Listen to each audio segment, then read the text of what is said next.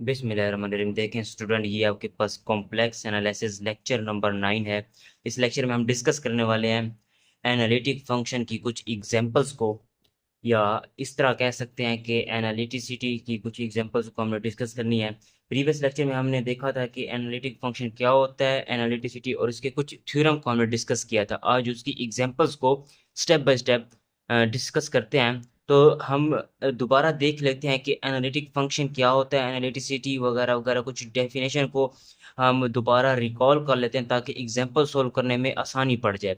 तो देखें student definition है आपके पास। A function F of ji is said to be analytic. एक फंक्शन एफ ऑफ जी को आप कहेंगे कि वो एनालिटिक है, रेगुलर है और होलोमॉर्फिक है या मोनोजेनिक है। एक फंक्शन एफ ऑफ जी को आप कहेंगे कि वो एनालिटिक है, रेगुलर है, होलोमॉर्फिक और मोनोजेनिक है at a point Z not के ऊपर। अगर ये फंक्शन जो है वो डिफरेंशिएबल ना सिर्फ जेड नॉट के ऊपर हो बल्कि at each point in some neighbourhood of Z not. यानी कि कहने का मतलब ये है कि एक फंक्शन एफ ऑफ जी को आप कहेंगे कि वो Z nought, function F of Z को कहेंगे कि वो एक पॉइंट जेड नॉट के ऊपर डिफरेंशिएबल है अगर वो ना सिर्फ जेड नॉट के ऊपर डिफरेंशिएबल हो बल्कि जेड नॉट के कुछ सम नेबरहुड इर्द गिर्द के पॉइंट पर भी वो फंक्शन क्या होना चाहिए, डिफरेंशिएबल होना चाहिए। At each point in some neighbourhood z not के हर नेबरहुड पर फंक्शन क्या होना चाहिए, डिफरेंशिएबल होना चाहिए।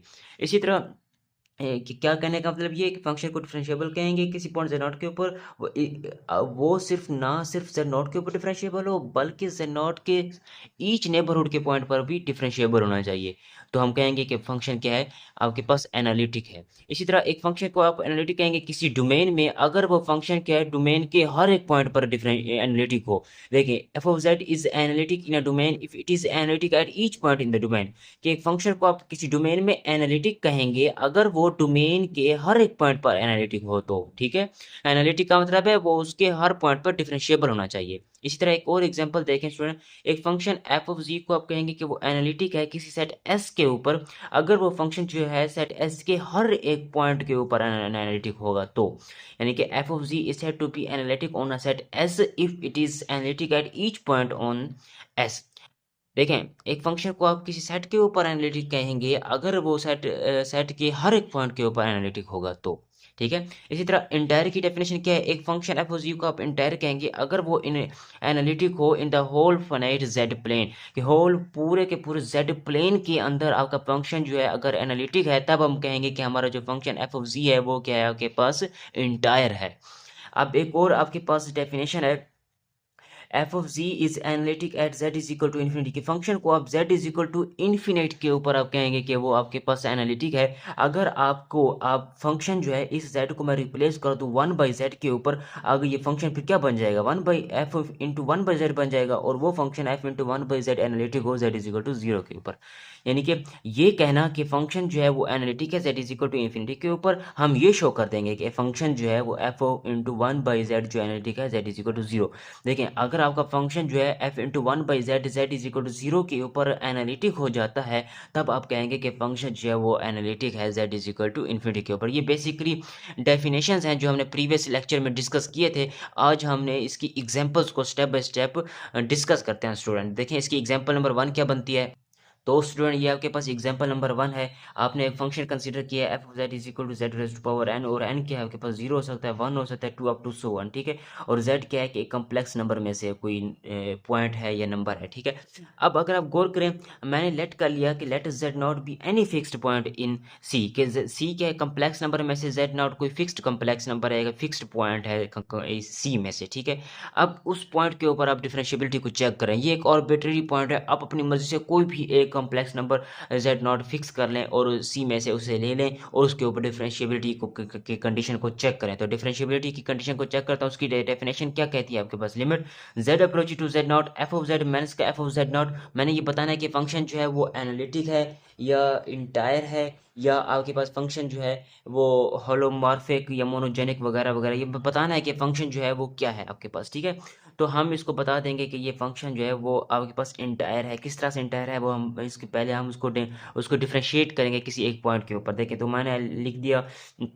जी नॉट एक फिक्स पॉइंट ले लिया सी के अंदर, उसकी डेफिनेशन लगा या F O G minus F O G not divided by G minus G not, limit G approach to G not. अब एफ ओ जी आपके पास क्या है, एफ ओ जी कहें या एफ ओ जेड कहें एक ही बात है, z raise to power n minus का एफ ऑफ जेड नॉट। अगर यहाँ पर मैं जेड की जगह जेड नॉट रख दूँ तो ये जेड नॉट की पावर एन बन जाएगा, तो ये जेड नॉट की पावर एन लिखा हुआ है डिवाइडेड बाई ये आपके पास पूरी की पूरी कंडीशन है डिफरेंशिएबिलिटी की, यानी कि डेरिवेटिव की डेफिनेशन है, तो जेड मैंने जेड नॉट को एज इट लिख दिया।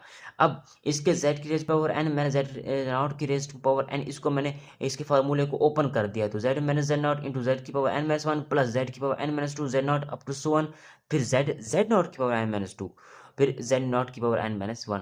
ये देखिए अगर आप z को अंदर मल्टीप्लाई करते हैं फिर माइनस लगाकर जेड नॉट को अंदर इसे होल से मल्टीप्लाई करते हैं तो अगेन आपके पास ये चीज़ बनेगी, ठीक है स्टूडेंट। तो अब यहाँ पर अगर आप गौर करें तो limit z minus approach to Z not वैसे लिख दिया, z माइनस जेड नॉट से z minus Z not cancel out हो जाएगा, तो ऊपर वाली टर्म रह जाएगी, उसे मैंने एज लिख दिया है। अब जहाँ पर भी z होगा उसकी जगह मैंने क्या पुट कर देना है, z नॉट पुट कर देना है, इसकी जगह z नॉट, ये z नॉट की पावर n माइनस टू और ये z नॉट और ये आपके पास z नॉट की पावर n माइनस वन, तो एज इट है। अब यहाँ पर इसको मज़ीद सिंप्लीफाई करते हैं स्टूडेंट, ये देखिए अगर आप गौर करें तो ये z नॉट की पावर n माइनस टू और z नॉट की पावर वन है, तो क्या बन जाएगा z नॉट की पावर n माइनस वन, और ये भी z नॉट की पावर n माइनस वन बन जाएगा, ये n टर्म्स तक जाएगा, तो हम लिखेंगे n इंटू z नॉट की power n minus one, one term two term three term up to one n term तक जा रहा है, तो n इंटू z नॉट की पावर n माइनस वन बन जाएगा। तो अगर आप यहाँ पर देखें स्टूडेंट क्लियरली ये फंक्शन जो है इसकी राइट हैंड साइड जो है वो डेफिनेट नंबर है, फाइनाइट है, ये देखें अगर आप गौर करें यहाँ पर n z नॉट की पावर n माइनस वन, तो डेफिनेट ये कोई इन्फिनेट तो नहीं है ना, फाइनाइट है।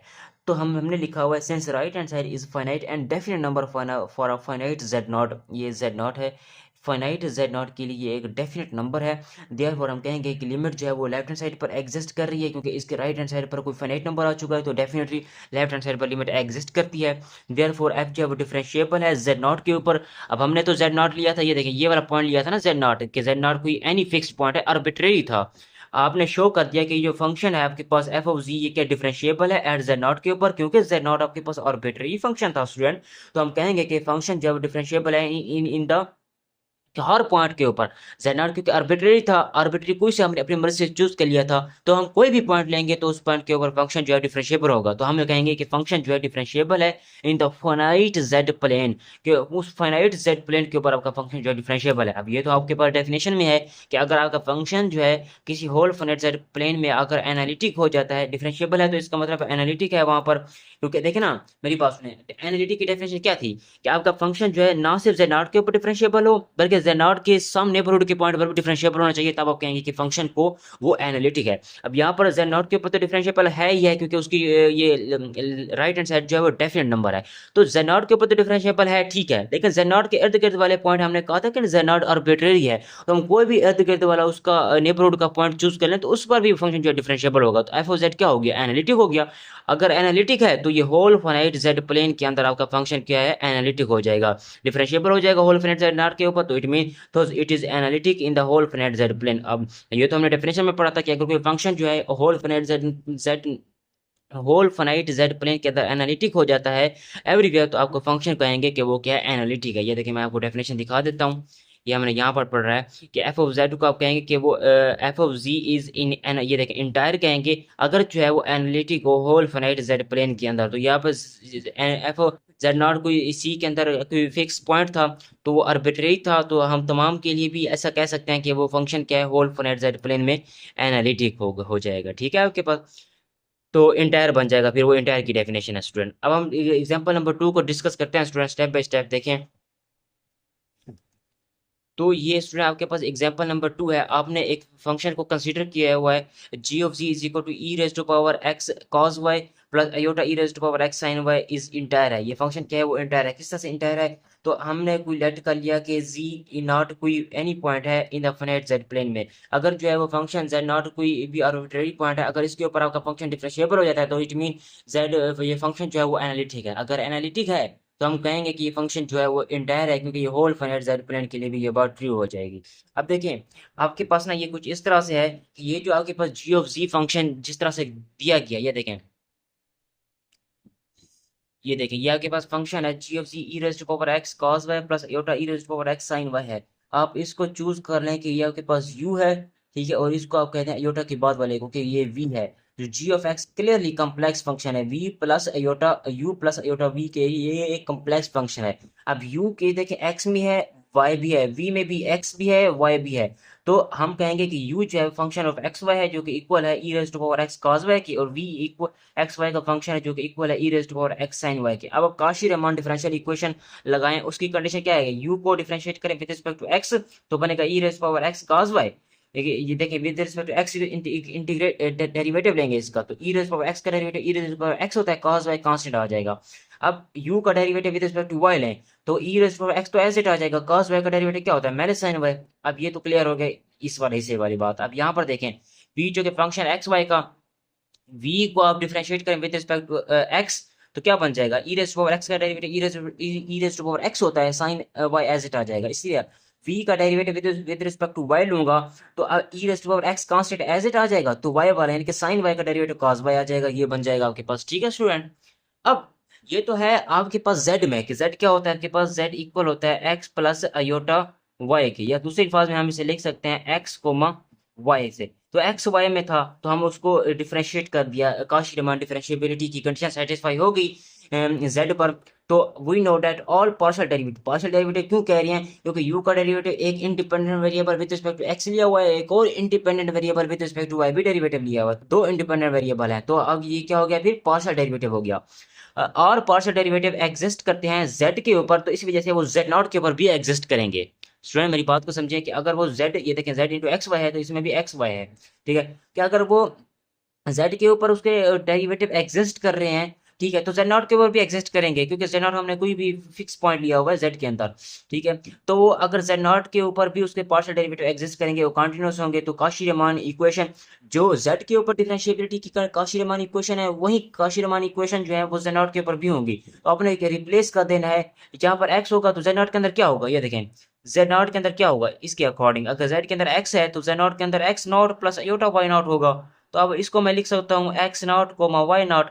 तो अगर वो z एक्स वाई के लिए ये बात ट्रू है तो z not x not y not के लिए भी ये बात ट्रू होगी, ठीक है। तो बिल्कुल सेम, जहां पर x होगा उसकी जगह एक्स एक्स नॉट लिख दें, जहां पर y होगा उसकी जगह वाई नॉट लिख दें, तो ये बन जाएगा। तो आपने ना यहाँ पर देखे ना, हेंस आप कहेंगे कि u ये आपके पास काशी रीमान की इक्वेशन होती है कि u का derivative with respect to x लें तो वो इक्वल होना चाहिए v का derivative with respect to y, और इसी तरह जब u का derivative with respect to y लेंगे तो वो इक्वल होना चाहिए नेगेटिव v का derivative with respect to x के। जब ये काशी रीमान इक्वेशन सेटिस्फाई होंगी तब आप कहेंगे कि आपका फंक्शन जो है वो डिफरेंशिएबल है z नॉट के ऊपर। ये काशी रीमान की कंडीशन क्या कहते हैं, वो ये होते हैं कंडीशन, ये देखें u का with respect to x derivative लें तो इक्वल होगा v का y, इसी तरह u का अगर विद रिस्पेक्ट टू मैं y डेरिवेटिव लूं तो इक्वल होना चाहिए माइनस का b का with respect to x derivative के। स्टूडेंट अगर आप गौर करें ये काशी रीमान की कंडीशन सेटिस्फाई हो रही है ना, तो जब ये कंडीशन सेटिस्फाई हो रही होंगी तब आप कहेंगे कि फंक्शन जो है वो डिफरेंशिएबल है z नॉट के ऊपर। तो z नॉट क्योंकि आर्बिट्ररी हमने चूज किया हुआ था तो ये z नॉट के ऊपर डिफरेंशिएबल नहीं होगा, बल्कि z नॉट के हर एक पॉइंट नेबरहुड के पॉइंट पर डिफरेंशिएबल होगा। तो आप कहेंगे कि फंक्शन जो है वो डिफरेंशिएबल है in the whole complex plane के अंदर, इस वजह से वो क्या हो जाएगा, जी ऑफ जी क्या हो जाएगा, इंटायर हो जाएगा। ठीक है स्टूडेंट, तो यहाँ पर हमने काशी रीमान की कंडीशन लगाई हुई है स्टूडेंट। इसी तरह एग्जाम्पल नंबर 3 को देखें, आपके पास एग्जाम्पल नंबर 3 क्या कहती है कि एक कम्प्लेक्स आपके पास consider the function F defined by F of C is equal to Z mod का आपके पास स्क्वायर है और z belong to complex number है। इसका हमने देखा था कि ये फंक्शन जो है सिर्फ और सिर्फ ओरिजिन के ऊपर डिफरेंशिएबल है, ओरिजिन के अलावा बाकी किसी पॉइंट के ऊपर ये फंक्शन डिफरेंशिएबल नहीं है। इसको मैंने पहले देख लिया था इस फंक्शन को, ठीक है। We already prove in the page on the slide, एक हैशटैग में हमने ये बात पहले एग्जांपल को प्रूव किया हुआ था कि ये फंक्शन जो है वो डिफरेंशिएबल है at only at the origin not and other point. ये देखिए मैंने यहाँ पर लिख रखा है कि फंक्शन जो है बाकी किसी पॉइंट के ऊपर जो है वो डिफरेंशिएबल नहीं होगा। ये देखें सिर्फ ओरिजिन के ऊपर होगा, बाकी किसी पॉइंट के ऊपर डिफरेंशिएबल नहीं है। तो हम कहेंगे कि फंक्शन जो है वो डिफरेंशिएबल नहीं है eight each point in the neighbourhood eight the origin, कि ओरिजिन के इर्द गिर्द नेबरहुड के किसी भी हर एक पॉइंट पर डिफरेंशिएबल नहीं है, सिर्फ और सिर्फ ओरिजिन के ऊपर डिफरेंशिएबल है। तो हम इस फंक्शन को एनालिटिक नहीं कह सकते, therefore it is not analytic eight the origin, therefore the function is not analytic. Function जो है वो एनालिटिक नहीं होगा, हम कहेंगे कि फंक्शन जो है वो एनालिटिक है, नो यार, ठीक है, ये फंक्शन मीन के एनालिटिक नहीं है। ठीक है स्टूडेंट, अब इसी तरह क्योंकि ये फंक्शन जो है सिर्फ और सिर्फ ओरिजिन के ऊपर डिफरेंशिएबल है तो एनालिटिक की कंडीशन तो ये कहती है कि सिर्फ फंक्शन जो है कि ओरिजिन के, अगर फॉर एग्जांपल ओरिजिन आप पॉइंट ले रहे हैं तो पॉइंट ओरिजिन के इर्द गिर्द वाले पॉइंट के ऊपर भी फंक्शन आपका डिफरेंशिएबल होना चाहिए। यहाँ पर तो सिर्फ ओरिजिन के ऊपर डिफरेंशिएबल है, ओरिजिन के अलावा तो बाकी उसके इर्द गिर्द नेबरहुड के पॉइंट पर तो डिफरेंशिएबल ही नहीं है, तो इस वजह से फंक्शन एनालिटिक नहीं होगा स्टूडेंट। ठीक है, तो एनालिटिक नहीं होगा तो इंटायर में जाने की जरूरत नहीं है, क्योंकि इंटायर में तब जाएंगे जब आपका फंक्शन जो है एनालिटिक हो जाएगा होल फाइनाइट प्लेन में, ठीक है। अब एक और एग्जांपल देखिए आपके पास, लेट अ फंक्शन जो है F of H of Z है आपके पास, defined by H of ji is equal to E raise to power X के minus Y square cos into 2xy plus iota sine into 2xy है आपके पास, ठीक है। तो अब आप अगर गौर करें, एच ऑफ जी को मैं लिख सकता हूँ e raise to power x square minus Y square, अब इसको मैं लिख सकता हूँ e raise to power iota into 2xy के, ठीक है। इसकी डेफिनेशन के according e raise to power iota into 2x, जब इसमें ओपन करूंगा तो मुझे अगेन ये चीज मिलेगी। अब इसको ई है तो ये भी ये वैसे सेम है, तो मैंने पावर को ऐड कर देता हूँ, ऐड कर दिया। अब इस वाले माइनस को मैं लिख सकता हूँ अयोटा का स्क्वायर, क्योंकि अयोटा का स्क्वायर -1 के इक्वल होता है, ये देखिए मैंने ये लिख दिया। अब ये होल चीज क्या बन रही है आपके पास, एक्स प्लस अयोटा वाई का होल स्क्वायर बन रही है। ई वैसे है, इसकी पावर जो है वो एक्स प्लस अयोटा वाई का होल स्क्वायर बन रही है। अब x plus iota y g के इक्वल होता है, तो e raise to power g square बन जाएगा आपके पास, ठीक है स्टूडेंट। अब ये जो एच ऑफ जी है ये दो फंक्शन का एक कंपोजिट फंक्शन बन चुका है। किस तरह से, ये देखें, this is a composite function of two function F of Z and G of Z, defined by F of Z आप चूज कर लें E raise to power Z है, बल्कि इन्होंने चूज किया हुआ एफ ऑफ जी को जी रेज़ टू पावर 2, यानी कि एफ ऑफ जी को इन्होंने चूज किया हुआ जेड का square for all z belong to complex number, और जी ऑफ जेड को इन्होंने चूज किया हुआ e raise to power z, ठीक है। ये जी कहें या जेड कहें एक ही बात है। तो जी ऑफ जेड को इन्होंने चूज लिया हुआ e raise to power z for all z belong to complex number. अगर आप गौर करें स्टूडेंट, तो ये आपके पास एक फंक्शन ये है, एक फंक्शन ये, तो मैं इनका कंपोजिट फंक्शन किस तरह से डिफाइन करूंगा, ये देखें, Z into F of Z, ये देखें that is Z into F of Z, इन दोनों का कंपोजिट फंक्शन मैंने चूज कर लिया, Z into F of Z. जी वैसे लिख दिया, एफ ऑफ जी की वैल्यू आपके पास जी स्क्वायर है। अगर आप गौर करें, अगर आपके पास G of ji E raise to power Z है, तो जेड को या जी को मैं रिप्लेस कर दूं जी स्क्वायर से, तो क्या बन जाएगा, ई raise to power g square बन जाएगा। सेम वही केस यहाँ पर देखें, जी ऑफ जी स्क्वायर है तो e raise to power g square बन जाएगा। अब ई raise to power g square को आपने कहा हुआ है कि वो एच ऑफ जी के इक्वल है, तो ये एच ऑफ जी आ जाएगा, यानी कि एच ऑफ जी क्या हो जाएगा आपके पास, एनालिटिक हो जाएगा, सॉरी कंपोजिट फंक्शन हो जाएगा टू एफ ऑफ जी और g of g, two function का कंपोजिट फंक्शन बन जाएगा। अब यहाँ पर अगर आप गौर करें, since f of g entire function है, जी हाँ, ये एग्जांपल 1 में हमने देखा था कि एफ ऑफ जी आपके पास जेड स्क्वायर है, ये इंटायर है। वहां पर एफ ऑफ जी आपके पास Z raise to power N था एग्जाम्पल 1 में। यहाँ पर फर्क सिर्फ इतना है, एन आपके पास 2 है, तो एफ ऑफ जी क्या है, जेड रेज़ टू पावर 2 जो है वो इंटायर फंक्शन है। उसी तरह हमने ये भी देखा है कि g of ji E raise to power g वाला हमने यहाँ पर भी देखा था, e raise to power g वाला केस, कि ये भी आपके पास इंटायर फंक्शन है। जी हाँ, एफ ऑफ जी भी इंटायर है, जी ऑफ जी भी इंटायर है, तो दो इंटायर फंक्शन का जो कंपोजिट फंक्शन है एच ऑफ जी, तो वो भी इंटायर हो जाएगा फिर बाई 2। जी ऑफ जी को हम देखा था 2 के लिहाज से, जी हाँ, and since the composite function of two analytic, या दो एनालिटिक है या दो इंटायर फंक्शन है, दो एनालिटिक या दो इंटायर फंक्शन का जो कंपोजिट फंक्शन होगा वो भी इंटायर होगा, ठीक है स्टूडेंट। देयरफॉर एच ऑफ जी क्या हो जाएगा, इंटायर हो जाएगा। अब इसी तरह एक और एग्जांपल नंबर 5 देखें स्टूडेंट, आपके पास के फंक्शन है आपके पास student, p of ji is equal to g is not analytic, z is equal to infinity के ऊपर एनालिटिक नहीं है। सेंस क्यों नहीं है, z is equal to infinity के ऊपर ये फंक्शन एनालिटिक क्यों नहीं है, सेंस अगर वो पी इंटू 1/जी कर दूं तो ये क्या बन जाएगा आपके पास 1/जी बन जाएगा, तो वो ये एनालिटिक नहीं है। जेड इज इक्वल टू 0 के ऊपर रखें, यहाँ पर जेड को 0 रख दें, तो समथिंग और 0 ये अनडिफाइंड बन जाएगा, एनालिटिक तो नहीं है, डिफरेंशिएबल तो नहीं हो रहा है यहाँ पर, सिंग नॉट इवन डिफाइन है। जेड इज इक्वल टू 0 के ऊपर ये डिफाइन नहीं है, और जेड इज इक्वल टू 0 के ऊपर ये एनालिटिक भी नहीं है। देखें, ये जो है वो डेफिनेशन नंबर ई को फॉलो किया हुआ है। डेफिनेशन नंबर ई को मैं आपको दिखाता हूँ, यहाँ पर आप डेफिनेशन नंबर ई को कहें कि ई को देखें कि आपके पास फंक्शन जो है वो एनालिटिक होगा z is equal to infinity के ऊपर, ठीक है स्टूडेंट। अगर ये कंडीशन सेटिस्फाई हो जाए, फंक्शन जो है वो आप कहेंगे कि फंक्शन को z is equal to infinity के ऊपर ये एनालिटिक है। अगर ये कंडीशन सेटिस्फाई हो जाए, ये वाली, कि फंक्शन को z को 1/z रखते हैं, तो और कह दें कि 1/z जो एनालिटिक है z इज इक्वल टू 0 के ऊपर। मैंने यही केस यहाँ पर देखा कि यहाँ पर p ऑफ z है मेरे पास, z is equal to infinity. अगर मैं इसे कहता हूँ कि z is equal to infinity के ऊपर एनालिटिक है, तो फिर ये z is equal to infinity के ऊपर लेट कर लें कि z is equal to infinity के ऊपर एनालिटिक है, तो फिर एनालिटिक का कब होगा, वो उसकी कंडीशन लगाए कि z को 1/z रिप्लेस करें, तो 1/z रिप्लेस करने के बाद z इज इक्वल टू 0 के ऊपर ये फंक्शन क्या होना चाहिए आपके पास, एनालिटिक होना चाहिए आपके पास। देखें, लेकिन इस फंक्शन को मैं 1/z रिप्लेस करता हूं, तो z इज इक्वल टू 0 के ऊपर ये तो एनालिटिक तो है नहीं। देखें, z इज इक्वल टू 0 के ऊपर जब ये डिफाइन नहीं है, z की जगह 0 दूंगा, समथिंग और 0 अनडिफाइंड बन जाएगा। जब z इज इक्वल टू 0 के ऊपर ये डिफाइन नहीं है, एनालिटिक नहीं है, तो हम फंक्शन को कहेंगे वो z is equal to infinity के ऊपर एनालिटिक नहीं है स्टूडेंट, ठीक है। ये डेफिनेशन नंबर ई को मैंने फॉलो किया हुआ है। अब इसी तरह डेफिनेशन नंबर ई का एक और एग्जांपल नंबर 6 है, उसको स्टेप बाय स्टेप सोल्व करते हैं। स्टूडेंट देखें ये आपके पास एग्जांपल नंबर 6 है। एफ ऑफ द फंक्शन है आपके पास जी ऑफ जी देखें क्यू है, q of ji is equal to g divided by iota plus g है। इस analytic at z is equal to infinity के ऊपर ये फंक्शन जो है वो एनालिटिक है। हमने डेफिनेशन नंबर ई में पढ़ रखा था कि डेफिनेशन नंबर ई क्या कहती है कि एक फंक्शन एफ ऑफ जी को आप कहेंगे Z is equal to infinity है कि अगर फंक्शन को आप रिप्लेस कर दें, एफ ऑफ जी को रिप्लेस कर दें F of 1 by G, Z की जगह 1 बाई जेड रख दें और शो करते हैं कि ये फंक्शन जो है एनालिटिक है जेड इज इक्वल टू 0 के ऊपर, तो फिर आप जाकर कहेंगे कि फंक्शन जो है वो z is equal to infinity के ऊपर क्या है, एनालिटिक है।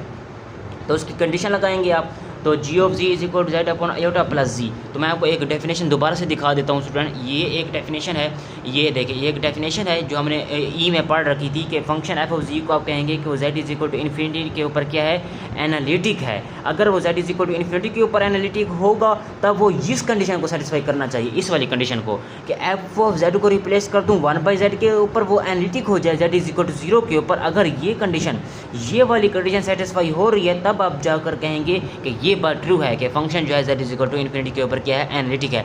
तो ये शो करना कि ये फंक्शन जो है वो z is equal to infinity के ऊपर एनालिटिक है, हम ये शो करेंगे, ये चीज़ शो करेंगे, ठीक है। इस सेम यहाँ पर भी यही रूल है कि एक क्यू ऑफ जी फंक्शन को z divided by iota plus g को आप कहेंगे वो एनालिटिक है z इज इक्वल टू 0 के, z is equal to infinity के ऊपर। अगर आप इस क्यू ऑफ जी को रिप्लेस कर दें 1 बाई जी के साथ, q into 1 by g, 1 by g divided by iota plus 1 by g analytic हो जाए z इज इक्वल टू 0 के ऊपर, तो हम इस वाली कंडीशन को सोल्व करेंगे, ठीक है स्टूडेंट। तो देखें तो आपके पास क्यू ऑफ जी फंक्शन था, अब क्यू जी की जगह 1 बाई जी रख दें तो ये 1 by g plus iota 1 by g solve कर लेंगे आप, तो ये आपके पास इनका एलसीएम लेंगे तो आयोटा जी प्लस 1 जी ऊपर चला जाएगा, सोल्व करने के बाद आपके पास ये आंसर आएगा 1 divided by iota 1 plus iota g के। स्टूडेंट अगर आप गौर करें तो देखिए मैंने यहाँ पर भी लिखा हुआ रिप्लेस करते हैं जेड को 1 बाई जेड के साथ, एनालिटिक के लिए यहाँ पर भी जेड इज इक्वल टू 0 के लिए बटरी होनी चाहिए, ठीक है स्टूडेंट। अब ये अगर ये फंक्शन जो है जेड इज इक्वल टू 0 के ऊपर ये फंक्शन एनालिटिक हो जाता है, ये function z is equal to 0 के ऊपर एनालिटिक हो जाता है, तब आप जाकर कहेंगे कि ये फंक्शन जो है जेड इज इक्वल टू 0 के ऊपर ये क्यू ऑफ जी वाला फंक्शन जो है z is equal to infinity के ऊपर एनालिटिक है। तो अब यहाँ पर ये क्या शो करना पड़ेगा, ये जी इज इक्वल टू 0 के ऊपर ये फंक्शन क्या है, एनालिटिक है। एनालिटिक के लिए ये जेड इज इक्वल टू 0 के ऊपर डिफरेंशिएबल होना चाहिए, तो डिफरेंशिएबिलिटी की कंडीशन लगाएंगे। अब at z is equal to 0 को देखें, z इज इक्वल टू 0 के ऊपर हम ये शो करने जा रहे हैं कि फंक्शन क्या है आपके पास, एनालिटिक है। z इज इक्वल टू 0 के ऊपर एनालिटिक होने का मतलब ये है कि फंक्शन जो है, ये देखें ना हमने ये शो करना है कि फंक्शन जो है वो जी ऑफ जी जो है वो आपके पास z इज इक्वल टू 0 के ऊपर एनालिटिक है। तो z इज इक्वल टू 0 के ऊपर एनालिटिक को शो करना, ये इससे पहले हम ये शो कर देंगे कि फंक्शन जो है वो z इज इक्वल टू 0 के ऊपर डिफरेंशिएबल है। एनालिटिक का मतलब ये होता है कि वो डिफरेंशिएबल होना चाहिए ना, तो z इज इक्वल टू 0 के लिए डिफरेंशिएबिलिटी की कंडीशन लगाएंगे स्टूडेंट। तो यहाँ पर अगर आप गौर करें स्टूडेंट तो ये आपके पास क्या है, अगर ये मेरी बात सुने स्टूडेंट, ये आपके पास क्या है, क्यू ऑफ 1 बाई जी है ना, तो ये आपके पास क्या बन जाएगा, अगर आप गौर करें तो z इज इक्वल टू 0 के ऊपर क्या बन जाएगा, 1 प्लस आयोटा, ये देखें ना, ये देखें ये आपके पास फंक्शन है, ये क्यू इंटू 1 बाई जेड किसकी इक्वल है, इस चीज़ की इक्वल है। जेड को मैं 0 पुट कर दूँ तो q into 1 upon 1 plus iota into 0 तो क्या बन जाएगा, 1 बन जाएगी इसकी वैल्यू, ठीक है स्टूडेंट। तो अब मैं चेक कर रहा हूँ, लिमिट लगाऊंगा इसकी, यानी कि डिफरेंशिएबिलिटी की कंडीशन लगाऊंगा। अगर ये फंक्शन डिफरेंशिएबल हो जाता है तो हम कहेंगे कि फंक्शन जो एनालिटिक है z इज इक्वल टू 0 के ऊपर, डेफिनेशन के अकॉर्डिंग, ठीक है। लिमिट z अप्रोच टू 0, क्योंकि डिफरेंशिएबिलिटी चेक कर रहे हैं z 0 के ऊपर, तो z approach to 0 q into 1 by z minus का q into 1 by z naught, ठीक है। वो डिफरेंशिएबिलिटी की डेफिनेशन कहती है आपके पास, ठीक है, डिवाइडेड बाई z माइनस 0। अब देखिए limit z approach to 0, q into 1 by g की वैल्यू आपने निकाली हुई थी वो यहाँ पर पुट कर दें, और q into 1 by g not, तो ये अगर आपके पास क्यू इंटू 1 बाई जी ये है तो q into 1 by g not की वैल्यू भी तो 1 होगी, तो ये 1 आ जाएगा आपके पास, ठीक है। अब इसको आगे सोल्व करेंगे स्टेप बाय स्टेप। अब यहाँ पर अगर आप गौर करें तो मैंने इसको, ये देखें ये जी है, तो मैंने इसका कुछ इस तरह से सोल्व किया हुआ स्टूडेंट, ये जी मैंने 0 है तो 1 अपॉन 1 प्लस आयोटा जी है, तो 1 upon 1 plus iota g as it आ जाएगा, एलसीएम लेंगे इसका तो ये माइनस इसके इससे मल्टीप्लाई हो जाएगा। तो फिर ये देखें 1 बाई जी को अपना ये देखें 1 बाई जी है, अब इसको अलग लिख दें 1 बाई जी, अब बाकी इनका एलसीएम लेंगे तो ये बन जाएगा, सोल्व कर लेंगे और z की जगह यहाँ पर 0 रख दूंगा तो ये ख़त्म हो जाएगा, तो माइनस आयोटा रह जाएगा इसकी वैल्यू, ठीक है। अब अगर यहाँ पर देखें ये z इज इक्वल टू 0 के ऊपर जो है वो ये फंक्शन जो है वो डिफरेंशिएबल हो गया है, ये देखें लिमिट ये एज इट आ गया, ठीक है। ये बेसिकली होना चाहिए z not is equal to 0, ठीक है स्टूडेंट। तो ये इसका अब छोड़ दें, ये ना लिखें तो ज़्यादा बेहतर है, वो हमने पहले बता दिया है कि z इक्वल टू 0 है, ठीक है। तो ये आपकी डिफरेंशिएबिलिटी की कंडीशन है, वो क्या आपके पास किसके इक्वल आई है, माइनस यूटा, यानी कि फंक्शन डिफरेंशिएबल हो गया, कोई ना कोई फाइनाइट नंबर आ गया ना आपके पास ये वाला, ठीक है। सेंस आपने यहाँ पर लिखना है, sense right hand side is finite and definite quantity, therefore the limit on the left hand side exist करेगी, क्योंकि राइट हैंड साइड अगर आपके पास कोई फाइनाइट नंबर है, फाइनाइट नंबर है, तो लेफ्ट हैंड साइड आपके पास एग्जिस्ट करती है। g ऑफ z 1/z जो है वो डिफरेंशिएबल है z इज इक्वल टू 0 के ऊपर। देखिए आपका फंक्शन जो है वो z इज इक्वल टू 0 के ऊपर क्या हो गया, ये देखिए इस टाइप का फंक्शन q इंटू 1/z, ये इसमें g पढ़ रहा हूँ तो अब ये q है, ठीक है। q इंटू 1/z जो है वो डिफरेंशिएबल है z इज इक्वल टू 0 के ऊपर। इसी वजह से हम कहेंगे कि g ऑफ z जो है वो आपके पास एनालिटिक है, g ऑफ 1/z जो है वो आपके पास क्या है, एनालिटिक है z इज इक्वल टू 0 के ऊपर। अगर g of 1/z q 1/z आपके पास अगर ये एनालिटिक है z इज इक्वल टू 0 के ऊपर, तो q ऑफ z आपके पास ये एनालिटिक हो जाएगा z is equal to infinity के ऊपर, ठीक है। तो उसकी कंडीशन क्या करनी, तो ये मैंने यहाँ पर लिख के रखा हुआ है, ये देखें, ये देखिए यहाँ पर मैंने पॉइंट को लिख के रखा हुआ है, आप इसको देख सकते हैं, ये देखें, ठीक है। ये एनालिटिक हो जाएगा q इंटू 1/z जो एनालिटिक है z इज इक्वल टू 0 के ऊपर, हैंस उसकी डेफिनेशन फिर ये आप लिख सकेंगे कि q ऑफ z जो है वो एनालिटिक है z is equal to infinity के ऊपर, क्योंकि q ऑफ 1/z जब z इज इक्वल टू 0 के ऊपर एनालिटिक हो रहा है, तो q ऑफ z फिर z is equal to infinity के ऊपर क्या हो जाएगा, एनालिटिक हो जाएगा, ठीक है। तो ये इस तरह से एग्जाम्पल है। एक और आपके पास डेफिनेशन है, the point eight which function जो है वो एनालिटिक ना हो, जिस पॉइंट के ऊपर फंक्शन आपका एनालिटिक ना हो तो आपको क्या कहेंगे, सिंगुलर पॉइंट कहेंगे, इसको हम बाद में डिस्कस कर लेंगे, ठीक है स्टूडेंट। तो आज के इस लेक्चर में हमने एनालिटिक फंक्शन को देखा, एंटायर फंक्शन को देखा, और इसके साथ हमने एक और डेफिनेशन पढ़ी कि अगर फंक्शन जो है वो z is equal to infinity के ऊपर एनालिटिक होगा, उस वक्त इन्फिनिटी होगा जब आप z को रिप्लेस कर देंगे 1/z के साथ और शो कर देंगे कि f इंटू 1/z जो है वो आपके पास एनालिटिक है z इज इक्वल टू 0 के ऊपर। एक और ये डेफिनेशन हमने डेफिनेशन नंबर ई पढ़ी। इसी तरह हमने इसकी कुछ एग्जाम्पल को डिस्कस किया। एक और भी एग्जाम्पल है स्टूडेंट, आप यहाँ पर देख सकते हैं, ये देखें एक और एग्जाम्पल है इसके आपके पास, ये है, इसको भी आप देख लीजिएगा। वैसे इंपॉर्टेंट वही है, कम्प्लेक्स पॉइंट ऑफ व्यू से जो इंपॉर्टेंट एग्जांपल है एनालिटिक की और डिफरेंशिएबिलिटी की वो मैंने आपको पहले बता दी हैं, और कुछ एग्जांपल्स ये भी हैं, ठीक है। ये देखें यहाँ पर आप इसको देख लें, ये देखें कुछ एग्जांपल्स यहाँ पर मैंने लिख के रखी हुई हैं, और ये आपके पास जो है कन्वर्सली है, ठीक है। इसका कन्वर्सली पार्ट ये वाला मैंने यहाँ पर शो किया हुआ है, ठीक है, आप इसको देख सकते हैं। और कुछ हद तक ये है इसकी एग्जांपल्स, और ये रिमार्क है, ठीक है, ये मैंने रिमार्क लिखा हुआ है स्टूडेंट। और तो ये एक और एग्जांपल है स्टूडेंट, आप इसको देख लें, ठीक है। ये देखें एक और एग्जांपल मैंने यहाँ पर सोल्व करके रखी हुई है, और नेक्स्ट हम देखते हैं इसको आगे उन्होंने किस तरह से सोल्व किया हुआ है। ये देखें एक और एक्सरसाइज है, आगे एक्सरसाइज है, ये देखें, ये हमने इसको प्रूफ करना है, ठीक है। एक्सरसाइज में बिल्कुल आसान से क्वेश्चन है, काशी रहमानी क्वेश्चन हमने पढ़ रखी हैं, बस आगे ना जस्ट वो एक्सरसाइज और एग्जांपल्स वगैरह हैं। हमने ना काशी रहमानी क्वेश्चन एनालिटिसिटी इनका कंसेप्ट देख रखा है, बस हमने जस्ट जो हमें चाहिए उसको उस लिहाज से डिफ्रेंशिएट करते रहेंगे, और हमें जो डिज़ायर रिज़ल्ट चाहिए उसको प्रूव कर देंगे, ठीक है। ये एक एक्सरसाइज है, ठीक है। ये देखें, ये मैंने स्टेप बाय स्टेप जो है वो सोल्व किया हुआ है, ताकि अगर कोई नया बंदा भी आकर इसको देखे ना, उसको भी ये समझ आ जाएगा इजीली। ये देखें एक और एग्जांपल जो है इसकी यहाँ पर सोल्व करके रखी हूँ, ये देखें ये एक ही है, ठीक है, यहाँ पर चलता आ रहा है, ये देखें यहाँ तक, ये मैं आपको दिखा रहा हूँ, और यहाँ पर इसका रिमेनिंग पार्ट जो है वो यहाँ पर है, ये, ठीक है स्टूडेंट। आपने इसको स्टेप बाय स्टेप सोल्व करना है, देखना है। अगर आप कोई कम्प्लेक्स एनालिसिस का कोर्स पढ़ रहे हैं, अगर आपकी एक्सरसाइज मेरे इस कंटेंट से सेम है, तब आप जो है वो यहाँ से सोल्यूशन जो है स्टेप बाय स्टेप देख सकते हैं, स्टेप बाय स्टेप सोल्यूशन को समझ सकते हैं, कंसेप्ट ले सकते हैं, क्योंकि मैंने यहाँ पर बहुत ही इजी वे में इनको सोल्व कर रखा है। एक और थ्योरम है यहाँ पर, थ्योरम को भी मैंने यहाँ पर सोल्व कर रखा है। यहाँ पर जो उसका प्रूफ एंड हो जाता है, यहाँ से एक और थ्योरम जो है वो स्टार्ट हो जाता है स्टूडेंट, देखें, ये देखें। और यहाँ पर इसका रिमेनिंग पार्ट जो है वो मैंने यहाँ पर सोल्व कर रखा है, ये देखें यहाँ पर है स्टूडेंट, ये भी ऐसे यहाँ से चलता आ रहा है। ये थोड़े लेंथी आपको नज़र आ रहे होंगे, लेकिन ये लेंथी मैंने इसी वजह से कर रखे हैं, ताकि अब अगर हम चीज़ों को डायरेक्ट करेंगे तो डायरेक्ट करने से क्या होता है कि कुछ पॉइंट हमारे क्लियर नहीं होते स्टूडेंट, कुछ पॉइंट हमारे मिसअंडरस्टैंडिंग की वजह से क्लियर नहीं हो पा रहे होते। तो हम स्टेप बाय स्टेप इसी वजह से करते हैं ताकि आपको समझ आ सके स्टूडेंट। और इसका फ़ायदा ये होता है कि जब step by step question solve हो रहे होते हैं ना, तो हर कंसेप्ट क्लियर हो रहा होता है, टेंशन नहीं होती। अब यहाँ पर एक और डेफिनेशन देखें, ये एक डेफिनेशन है, एक एक्सरसाइज है, मैंने यहाँ पर सोल्व कर रखी है, ठीक है। ये मैं आपको स्लो दिखा रहा हूँ कि अगर आपने ना किसी जगह पर ये देखना है तो फिर आपको आसान पड़ जाए देखना कि आप वीडियो को स्टॉप करके भी देख सकते हैं कि ये सोल्यूशन जो है किस तरह से हो रहा है। ठीक है, ये देखें। और ये आपके पास क्या एक और एक्सरसाइज आती है, यहाँ तक इसका प्रूफ डन हो गया। एक और एक्सरसाइज आती है इसका, ये यहाँ पर प्रूफ करना है, इसको इसके ये अगर ये बात अगर आपके पास ट्रू है तो ये आपके पास इसको आपने शो करना है। ठीक है, तो ये देखें, तो यहाँ पर मैंने इसको शो किया हुआ, इसका प्रूफ जो है वो यहाँ से मैंने स्टार्ट किया हुआ है स्टूडेंट, ये यहाँ तक जो है वो एंड हो जाता है। ये देखें। तो स्टूडेंट आज के इस लेक्चर में इतना ही। नेक्स्ट लेक्चर में हम नेक्स्ट टॉपिक को डिस्कस करेंगे। तो नेक्स्ट लेक्चर में लेक्चर नंबर 10 में हम डिस्कस करेंगे कि हार्मोनिक फंक्शन क्या होता है, उसकी कुछ एग्जांपल डेफिनेशन थ्योरम को देखेंगे और यहाँ तक इस कंटेंट को हम फिनिश करेंगे। ठीक है स्टूडेंट, तो मिलते हैं नेक्स्ट वीडियो में, तब तक के लिए अल्लाह हाफिज़।